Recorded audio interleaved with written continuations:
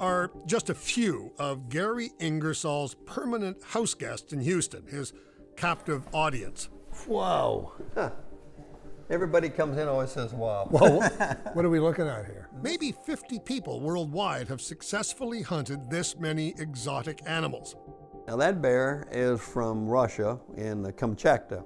That's called a Kamchatka brown bear.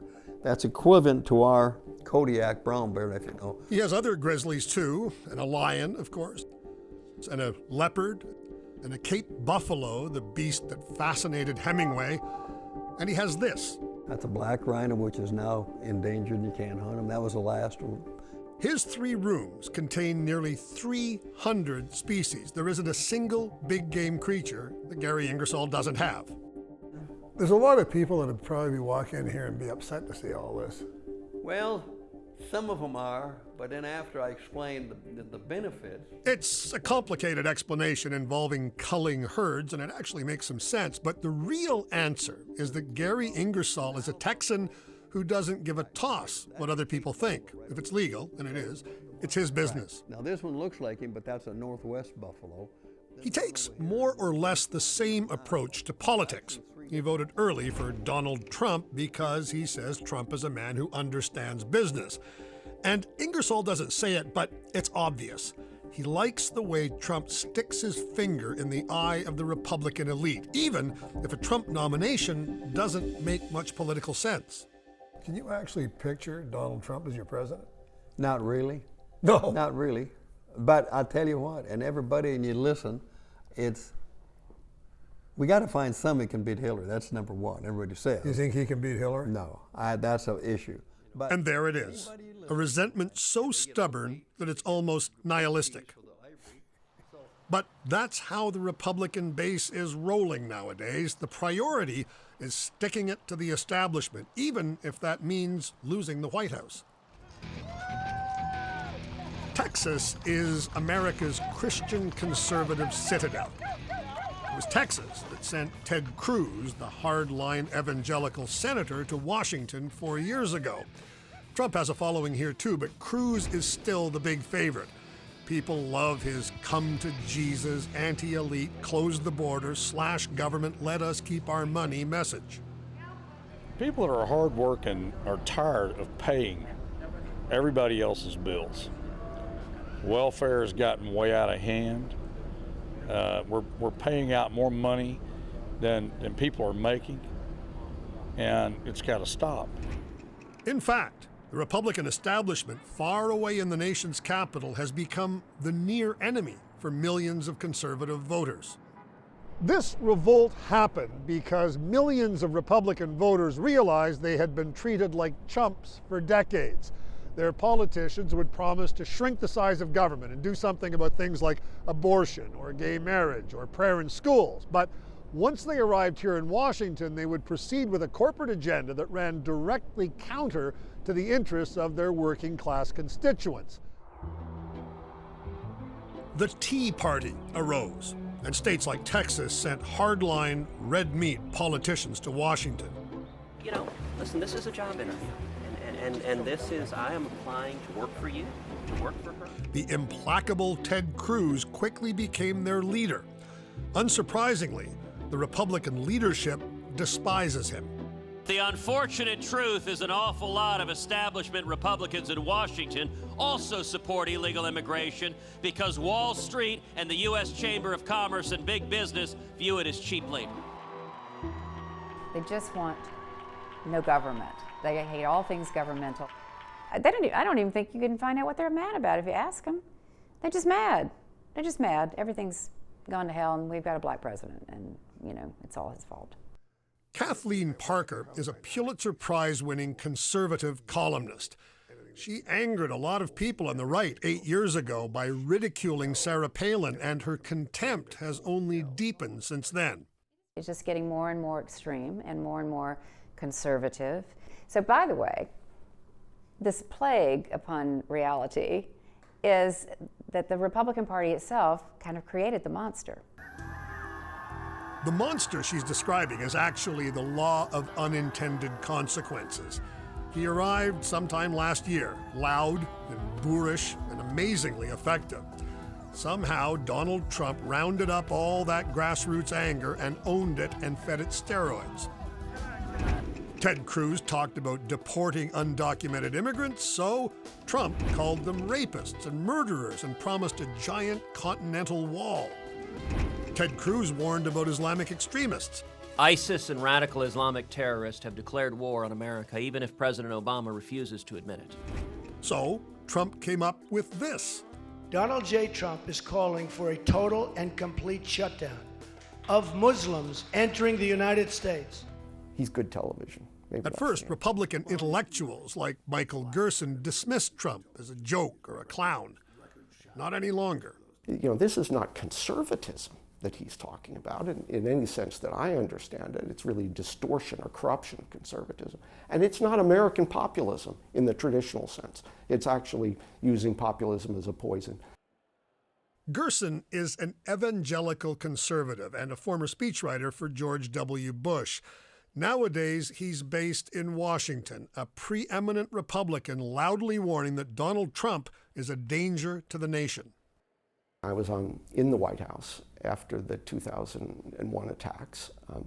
At that moment, we had no idea how Americans would react to Muslims in the United States, Muslim Americans, Muslims in other countries. And George Bush was very reassuring. And George Bush set out as a leader to say we're an inclusive, tolerant country. We don't blame a religion for what happened.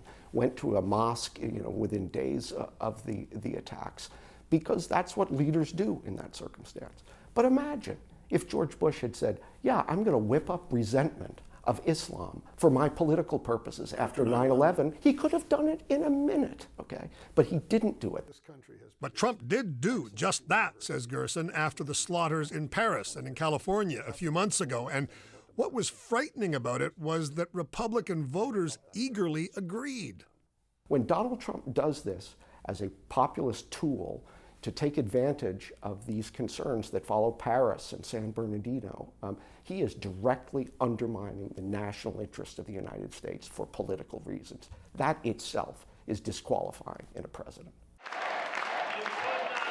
Ted Cruz's followers, meanwhile, have watched in utter disbelief as Trump, a charter member of the East Coast elite, has neatly hijacked all their anger and their momentum.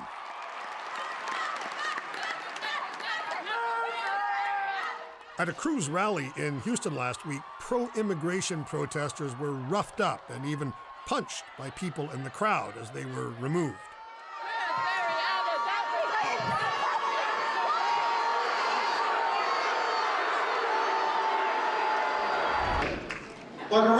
On stage, one speaker after another warned that Trump is not a Christian, and he's not a conservative, and he's utterly unprincipled. And something else was coalescing. The realization that once this is over, the Republican Party itself may unravel or break up. Lisa Doby is a pro-Cruz hardliner and a longtime Republican. The Republican Party has killed itself because they don't listen to the people. We voted them into Congress. We let them take Congress over. And they did nothing but follow the Democrat Party line. So I know I'm not alone in thinking that the Republican Party is no more. There's going to have to be a rebirth or a completely new party. But Donald Trump says he's building a new Republican Party. Donald Trump is insane. The next day, Cruz did win, to the joy of supporters gathered at his victory party in Houston's Redneck Country Club. That our campaign is the only campaign that has beaten, that can beat, and that will beat Donald Trump. But Trump swept the other big states, and he won delegates in Texas, too. It's not the Gay Rodeo Report. It's John LeBoutillier on The Sam Malone Show on AM 1070, The Answer. 9:20, the day after Super Tuesday. AM radio, the loudspeaker system of American conservatism, was crackling. Host Sam Malone, a Cruz man himself, pronounced it a great day. Billionaire Donald J. Trump is leading the way as of the past couple of races. A constitutional conservative named Ted Cruz is like at number 2 and giving me a lot of happiness. So we don't know how the story's going to end, but my God, it's exciting. The Republican establishment, though, was horrified. Their own party's selection process had gone completely out of their control. Yes, and they talked to me. Well, they're feeling panicked. They're feeling absolutely panicked. Not because, oh my gosh, we might lose power, but oh my gosh, we may turn this country over to a complete lunatic.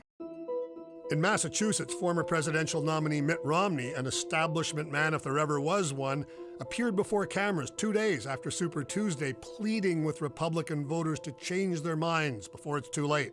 If we Republicans choose Donald Trump as our nominee, the prospects for a safe and prosperous future are greatly diminished. Others began talking about stopping Trump on the floor of the Republican convention, even if he winds up winning the most delegates in the primary contests yet to come.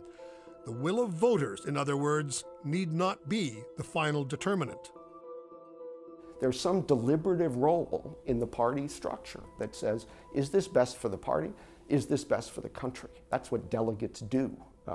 And it's not unprecedented that you have someone who comes into a convention without a majority and is denied the nomination. That's happened in our history before.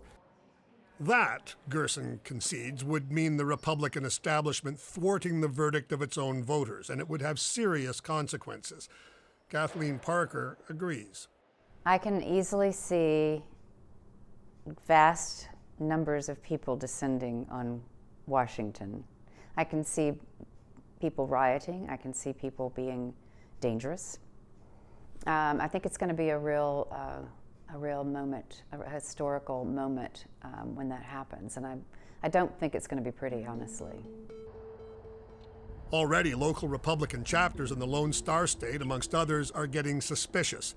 Several have passed resolutions demanding that the party establishment do nothing to thwart the will of those who voted in the party primaries, which experts say can and probably will happen.